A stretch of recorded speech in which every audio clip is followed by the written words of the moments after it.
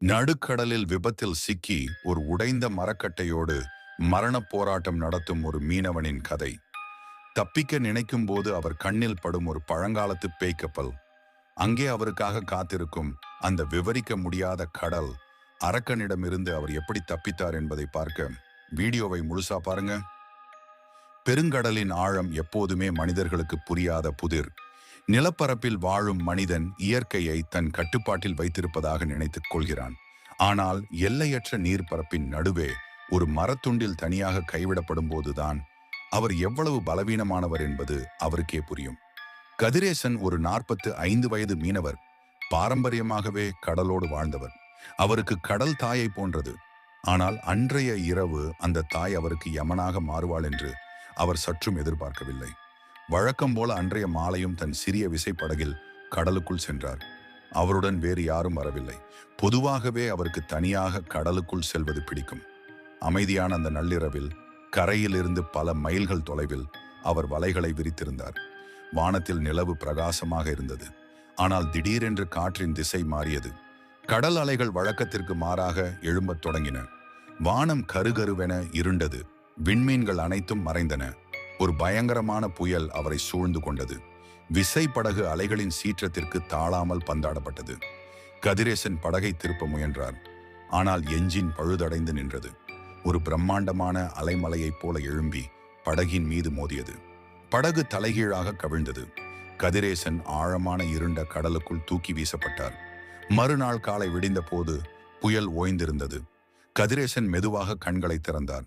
அவருடைய உடலெங்கும் கடுமையான வலி. அவர் ஒரு சிறிய மரப்பலகையை கட்டியணைத்தபடி மிதந்து கொண்டிருந்தார். அது அவருடைய உடைந்த படகின் ஒரு பகுதி. சுற்றிலும் பார்த்தார். நாற்புறமும் நீர் மட்டுமே இருந்தது. கரை இருக்கும் திசையோ தான் இருக்கும் இடமோ அவருக்கு தெரியவில்லை. சுட்டெரிக்கும் சூரியன் தலைக்கு மேல் வந்தது. கடலின் உப்பு நீர் அவருடைய தோலை அரிக்கத் தொடங்கியது. தாகம் அவருடைய தொண்டையை வறட்சியாக்கியது. கடலில் சுற்றிலும் நீர் இருந்தாலும் குடிப்பதற்கு ஒரு துளி கூட இருக்காது என்ற பழமொழி அவருக்கு நினைவுக்கு வந்தது. அவர் தன்னிடம் இருந்த ஒரே ஒரு சிறிய கத்தியை மடியில் செருகி வைத்திருந்தார். கடலில் உயிர் வாழ அவருக்கு தெரிந்த வித்தைகளை பயன்படுத்த தொடங்கினார். மரப்பலகையின் அடியில் ஒட்டியிருந்த சிறிய கடல் பாசிகளையும் தற்செயலாக அருகில் நீந்திய சில சிறிய மீன்களையும் கைகளால் பிடித்து பச்சையாகவே உண்டார். உயிர் வாழ வேண்டும் என்ற ஆசை அவருக்குள் இருந்தது. ஆனால் கடலின் பயங்கரம் பசியோடு முடிந்து விடுவதில்லை. 2ஆம் நாள் இரவு வந்தது. பகலில் சுட்டெரித்த வெயிலுக்கு மாறாக இரவில் குளுமை உடலை நடுங்க வைத்தது. கடல் நீர் முற்றிலும் கருப்பு நிறமாக மாறியிருந்தது. அந்த பெருங்கடலின் அமைதி அவருக்குள் ஒருவித பயத்தை ஏற்படுத்தியது.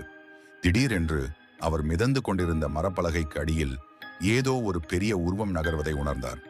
நீருக்கு அடியிலிருந்து ஒரு மங்கலான பச்சை நிற ஒளி வெளிவந்தது. அது எந்த ஒரு சாதாரண மீனின் ஒளியும் அல்ல. கதிரேசன் மூச்சை பிடித்துக்கொண்டு உற்று பார்த்தார். நீரின் ஆழத்தில் மனித வடிவத்தை போன்ற ஆனால் அசுர உடல் அமைப்பு கொண்ட ஒரு உருவம் நீந்தி சென்றது. அதன் கண்கள் இருட்டில் சிவப்பு நிற விளக்குகளைப் போல எரிந்தன. கதிரேசன் பயத்தில் உறைந்து போனார். அவர் எத்தனையோ கதைகளை கேட்டிருக்கிறார். கடலில் வாழும் ஆவிகள், பசி கொண்ட கடல் அரக்கர்கள் பற்றிய கதைகள் அவை. இப்போது அது தன் கண் முன்னால் நடப்பதை அவரால் நம்ப முடியவில்லை. அந்த உருவம் மரப்பலகையை கீழிருந்து முட்டியது. கதிரேசன் நிலை தடுமாறி தண்ணீரில் விழப்போனார். அவர் கத்தியை கையில் இறுக்கமாக பற்றி கொண்டார். அந்த நள்ளிரவில் அவருடைய மனநிலை மாறத் தொடங்கியது. தனிமையும் பயமும் அவருக்கு மாயத் தோற்றங்களை காட்டத் தொடங்கினவா, அல்லது உண்மையில் அங்கே ஏதோ இருக்கிறதா என்ற சந்தேகம் அவருக்குள் எழுந்தது. 3ஆம் நாள் காலை கதிரேசன் சோர்வின் உச்சத்துக்கே சென்றிருந்தார். அவருடைய கண்கள் செருகின. இனி உயிர் பிழைக்க வாய்ப்பில்லை என்று அவர் முடிவு செய்தார். தூரத்தில் ஒரு பெரிய கப்பல் வருவது போல அவருக்கு தெரிந்தது. அவர் தன் கைகளை அசைத்து சத்தமிட்டார். ஆனால் அவருடைய பலவீனமான குரல் அந்த கடலின் காற்றில் கரைந்து போனது. அதிர்ஷ்டவசமாக அந்த படகு அவரை நோக்கித்தான் வந்தது. அது ஒரு பழங்காலத்து மரக்கப்பல் போல இருந்தது. நவீன கப்பல்களைப் போல அது இல்லை. கப்பல் அவர் அருகில் வந்ததும் மேலிருந்து ஒரு கயிறு வீசப்பட்டது. கதிரேசன் தன் இறுதி பலத்தை கொண்டு அந்த கயிற்றை பிடித்து மேலே ஏறினார். கப்பலின் தளத்தில் வந்து விழுந்தவர் ஆசுவாசமாக மூச்சு விட்டார். தாகத்திற்கு தண்ணீர் கேட்டு கத்தினார். ஆனால் கப்பலின் தளம் முற்றிலும் பாழடைந்து கிடந்தது. அங்கே மனிதர்கள் யாரும் இல்லை. துணிகள் கிழிந்து தொங்கின. கப்பலின் மரப்பலகைகள் அழுகிய வாசனை வீசின. கதிரேசன் மெதுவாக எழுந்து கப்பலின் உள்ளே சென்றார். அங்கே அவர் கண்ட காட்சி அவருடைய இரத்தத்தை உறைய வைத்தது. கப்பலின் உள்ளே பல மனிதர்களின் எலும்புக்கூடுகள் சிதறி கிடந்தன. அவை அனைத்தும் ஏதோ ஒரு விலங்கால் கடித்து குதறப்பட்டது போல உடைந்திருந்தன. சுவர்களில் இரத்தக்கரைகள் காய்ந்து போயிருந்தன. கதிரேசன் திகைத்து நின்றார். இது ஒரு பேய் கப்பல். பல ஆண்டுகளுக்கு முன்பு கடலில் காணாமல் போன ஏதோ ஒரு கப்பல் இது. அப்படியென்றால் தனக்கு கயிற்றை வீசியது யார்? திடீரென்று அவருக்கு பின்னால் ஒரு குளிர்ந்த காற்று வீசியது. கப்பலின் கதவுகள் தானாகவே மூடிக்கொண்டன. இருள் சூழ்ந்தது. அந்த இருட்டில் அவருக்கு முந்தைய நாள் இரவு கடலுக்குள் தெரிந்த அதே சிவப்பு நிற கண்கள் தோன்றின. அவர் ஏறி வந்த கப்பல் அவருக்கு பாதுகாப்பு அளிக்கவில்லை. மாறாக அது அவரை கூண்டிற்குள் அடைத்திருந்தது.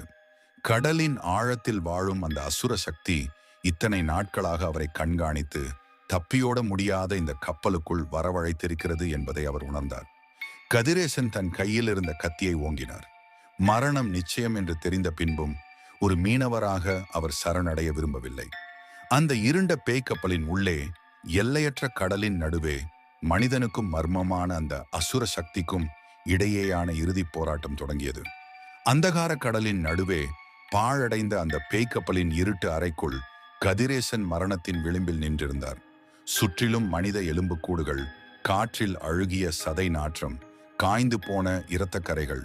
அவருக்கு முன்னால் இருட்டில் 2 சிவப்பு நிற கண்கள் நெருப்பு பிழம்பாக எரிந்தன. கதிரேசன் சாதாரண மனிதர் அல்ல. கடலின் சீற்றங்களையும் சுறா மீன்களின் தாக்குதல்களையும் கண்டு பழகிய பாரம்பரிய மீனவர். பயம் அவருடைய நரம்புகளை முறுக்கேற்றியதே தவிர அவரை பலவீனப்படுத்தவில்லை. கையில் இருந்த கத்தியை இறுக்கமாக பற்றி கொண்டார். அந்த சிவப்பு கண்கள் இருளிலிருந்து மெதுவாக வெளிப்பட்டன. அது முழு மனித வடிவமும் அல்ல, மீன் வடிவமும் அல்ல. உடலெங்கும் தடித்த செதில்களும் விரல்களுக்கு இடையே சவ்வுகளும் கொண்ட ஒரு கடல் அரக்கன். அதன் வாய் அகலமாக திறந்து கூர்மையான பற்கள் வரிசையாக மின்னின.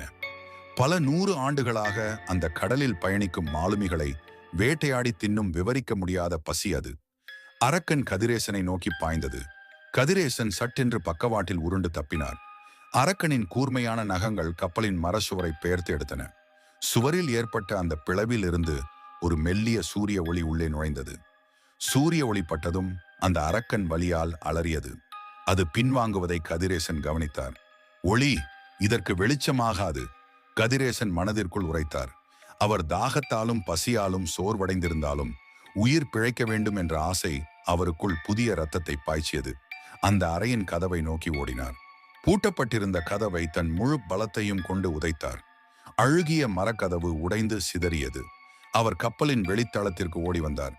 பகலின் சுட்டெரிக்கும் சூரியன் கப்பலின் தளம் முழுவதும் பரவியிருந்தது. அரக்கன் கதிரேசனை துரத்தி கொண்டு வெளித்தளத்திற்கு வந்தது.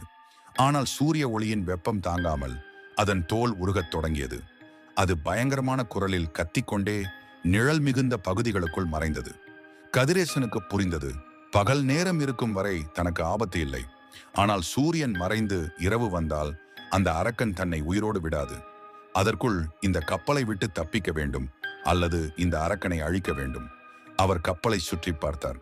அது பல நூற்றாண்டுகளுக்கு முந்தைய மரக்கப்பல் என்பதால் அதில் நவீன கருவிகள் எதுவும் இல்லை. ஆனால் கப்பலின் பாய்மரக் கயிறுகளும் மரத்துண்டுகளும் வலுவாக இருந்தன. அவருக்கு ஒரு யோசனை தோன்றியது. தான் வந்த உடைந்த படகின் பலகை இன்னும் கப்பலின் ஓரத்தில் கயிற்றோடு கட்டப்பட்டிருந்தது. ஆனால் வெறும் பலகையை வைத்துக்கொண்டு மீண்டும் கடலில் குதித்தால் பசியாலும் தாகத்தாலும் இறக்க நேரிடும். இந்த பேய் கப்பலில் ஏதேனும் குடிக்க தண்ணீர் இருக்குமா என்று தேடினான். அவர் எச்சரிக்கையுடன் கப்பலின் கீழ்தளத்திற்கு சென்றார். அங்கு சூரிய ஒளிப்படும் மர ஓட்டைகளுக்கு அருகிலே நடந்தார். ஒரு மூலையில் பெரிய மரப்பேரல்கள் அடுக்கி வைக்கப்பட்டிருந்தன. கதிரேசன் தன் கத்தியால் ஒரு பேரலை துளையிட்டார். அதிர்ஷ்டவசமாக அதில் தூய்மையான மழைநீர் சேமிக்கப்பட்டிருந்தது. இத்தனை ஆண்டுகள் கடந்தும் அது கெட்டு போகாமல் இருந்தது ஒரு விந்தைதான். அவர் தன் தாகம் தீர தண்ணீரை குடித்தார். அது அவருக்கு ஒரு புதிய மனிதனின் பலத்தை கொடுத்தது. மற்றொரு பேரலில் உலர்ந்த தானியங்களும் சில பழங்காலத்து உணவுகளும் பழுதடையாமல் இருந்தன. இயற்கையின் விசித்திரத்தால் அந்த அறையின் குளிர்ந்த சூழல் உணவை காப்பாற்றியிருந்தது. உணவையும் நீரையும் உட்கொண்ட கதிரேசன் அடுத்து என்ன செய்வது என்று யோசித்தார். அப்போது அந்த அறையின் நடுவில் ஒரு பெரிய மரப்பெட்டி இருப்பதை கண்டார். அதை திறந்து பார்த்தபோது அவருக்கு ஆச்சரியமும் அதிர்ச்சியும் காத்திருந்தது. அதில் தங்க நாணயங்களும் விலை மதிப்பற்ற நவரத்தினங்களும் நிறைந்திருந்தன. இது ஒரு சாதாரண கப்பல் அல்ல, கொள்ளையடிக்கப்பட்ட ஒரு புதையல் கப்பல். ஆனால் இந்த தங்கத்தால் இப்போது அவருக்கு பயனில்லை. அவருக்கு தேவை உயிர் பிழைப்பதற்கான வழி. அதே பெட்டியின் அடியில் ஒரு பழைய உலக வரைபடமும் ஒரு திசை காட்டியும் இருந்தன. திசை காட்டியை எடுத்து பார்த்தார். அது இன்னும் சரியாக வேலை செய்தது. வரைபடத்தின்படி இந்த கப்பல் நகரும் திசையிலிருந்து வடமேற்கே 20 மைல் தொலைவில் ஒரு தீவு இருப்பது தெரிந்தது. நேரம் வேகமாக நகர்ந்தது. மாலை பொழுது வந்தது. சூரியன் மெல்ல மெல்ல கடலுக்குள் மூழ்கத் தொடங்கியது. மீண்டும் இருள் அந்த பேய் கப்பலை சூழ்ந்தது. கதிரேசன் தப்பி ஓட விரும்பவில்லை. ஏனெனில் இருட்டில் கடலில் குதித்தால் அந்த அரக்கன் நீருக்கு அடியில் வந்து தன்னை எளிதாக கொன்றுவிடும். கப்பலின் தளத்திலேயே அதை எதிர்கொள்ள அவர் முடிவு செய்தார். அவர் கப்பலின் தளத்தில் இருந்த அழுகிய துணிகளையும் மரக்கட்டைகளையும் ஒன்றாக குவித்து தன்னிடம் இருந்த பழைய திசை காட்டியின் கண்ணாடி மற்றும் கத்தியின் உராய்வை கொண்டு தீயை மூட்டினார். ஒரு பெரிய தீப்பந்தத்தை உருவாக்கினார். இரவு முழுமையாக கவிழ்ந்தது. கப்பலின் ஆழத்திலிருந்து அந்த அரக்கனின் அடியெடுத்து வைக்கும் சத்தம் கேட்டது. அது மெதுவாக படிக்கட்டுகளில் ஏறி வெளித்தளத்திற்கு வந்தது. தீப்பந்தத்தின் வெளிச்சத்தை கண்டதும் அது சற்றே தயங்கி நின்றது. ஆனால் இந்த முறை அதன் பசி பயத்தை விட அதிகமாக இருந்தது. அரக்கன் கதிரேசனை நோக்கி கர்ஜித்துக் கொண்டு பாய்ந்தது. கதிரேசன் தீப்பந்தத்தை அதன் முகத்திற்கு நேராக நீட்டினார். நெருப்பின் சூடு பட்டதும் அரக்கன் அலறியது. ஆனால் தன் கூர்மையான வாளால் கதிரேசனின் காலை அடித்து வீழ்த்தியது. கதிரேசன் தரையில் விழுந்தார். தீப்பந்தம் கை நழுவி தூரத்தில் விழுந்தது. அரக்கன் அவர் மீது ஏறி அமர்ந்து அவருடைய கழுத்தை கடிக்க தன் வாயை திறந்தது. அதன் எச்சில் கதிரேசனின் முகத்தில் விழுந்தது. மரணம் சில நொடிகள் தொலைவில் இருந்தது. கதிரேசன் தன் இடது கையால் அரக்கனின் கழுத்தை முட்டுக் கொடுத்து தடுத்தபடி வலது கையால் தரையில் கிடந்த தன் கத்தியை தேடினான். கத்தி கையில் சிக்கியது. அவர் தன் முழு பலத்தையும் திரட்டி அரக்கனின் பலவீனமான இடமான அதன் சிவப்பு நிற கண்ணில் கத்தியை செருகினார். கடல் அதிரும் வகையில் ஒரு பயங்கரமான அலறல் சத்தம் கேட்டது. அரக்கன் தன் கண்ணை பிடித்து கொண்டு பின்வாங்கியது. நீல நிற ரத்தம் அதன் முகத்திலிருந்து கொட்டியது. கதிரேசன் சற்றும் தாமதிக்காமல் தூரத்தில் எரிந்து கொண்டிருந்த தீப்பந்தத்தை எடுத்து கப்பலின் பாய்மரத் துணிகளிலும் காய்ந்த மரங்களிலும் தீயை வைத்தார். கப்பல் வேகமாக எரியத் தொடங்கியது. தீயின் உக்கிரம் தாங்காமலும் கண்ணில் ஏற்பட்ட காயத்தாலும் அந்த அரக்கன் கப்பலின் தளத்திலிருந்து கடலுக்குள் குதித்து தப்பியோடியது. கப்பல் முழுமையாக தீப்பற்றி எரிவதற்குள் கதிரேசன் தான் தயாரித்து வைத்திருந்த உணவையும் தண்ணீரையும் எடுத்துக்கொண்டு உடைந்த மரப்பலகையின் உதவியுடன் கடலில் குதித்தார். கப்பல் எரியும் வெளிச்சத்தில் அவர் திசை காட்டியை பார்த்து வடமேற்கு திசையை நோக்கி தன் கைகளால் துடுப்பு போட்டு நீந்தத் தொடங்கினார். மறுநாள் காலை சூரியன் உதித்த போது தூரத்தில் பச்சை பசேல் என்ற மரங்கள் சூழ்ந்த ஒரு தீவு அவருடைய கண்களுக்கு தெரிந்தது. அவருடைய விடாமுயற்சியும் தைரியமும் அவரை காப்பாற்றியிருந்தன. கதிரேசன் அந்த தீவின் கரையை அடைந்தார். மணலில் கால் பதித்த போதுதான் அவருக்கு உயிர் திரும்பியது போன்ற உணர்வு ஏற்பட்டது. கடலின் பயங்கர மர்மத்திடம் இருந்தும் அந்த பேய் அரக்கனிடம் இருந்தும் தன் அறிவாலும் தைரியத்தாலும் தப்பித்து ஒரு சாதனையாளனாக அவர் கரையேறினார். கடலின் அலைகள் இன்னும் அவருக்கு பின்னால் ரகசியமாய் ஒலித்துக் கொண்டிருந்தன. நண்பர்களே, கடலை விட பெரிய மர்மம் இந்த உலகத்துல வேற எதுவுமே இல்லை. மரணத்தோட விளிம்பிலும் பயப்படாம தன் புத்தியாலையும் தைரியத்தாலையும் அந்த பேய் அரக்கனை ஜெயிச்சு கரையேறிய கதிரேசனோட இந்த விசித்திரமான கதை உங்களுக்கு பிடிச்சிருந்தா மறக்காம நம்ம சேனலுக்கு லைக் பண்ணுங்க, ஷேர் பண்ணுங்க, சப்ஸ்கிரைப் பண்ணுங்க. அடுத்த வீடியோல இதை விட ஒரு மிரட்டலான கதையோடு உங்களை வந்து பார்க்கிறேன். நன்றி.